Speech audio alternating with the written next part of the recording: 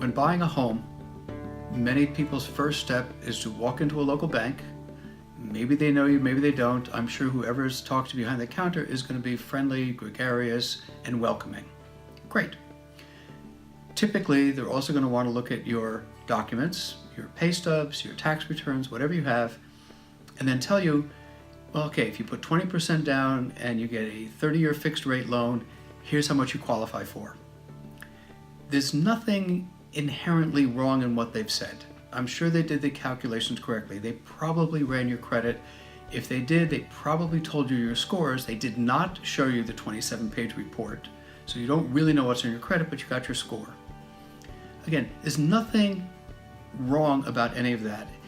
It's just that they leave out all the good information. They don't tell you that you could fix your credit and maybe get a lower rate if you just waited another month and took some time to work on your credit. They don't tell you that there are many, many, many types of loan products beside the 30-year fixed.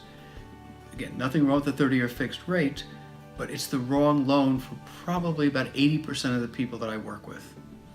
The 30-year fixed rate is terrific if you're going to have a house for 15 to 30 years. Most people don't. The national average is you keep your house for 9 years. So, getting a little off topic, because what I want to address is this myth of 20% down. There is no such thing as needing to put 20% down to buy a house. If you want to put down 50%, you can. And in fact, if you want to put down less than 20%, you can. We have programs where you can put down 1%, 3%. Everyone's very familiar with the FHA program, which is 3.5% down. You can put down 5, 10. And this doesn't just apply to conforming and high balance conforming.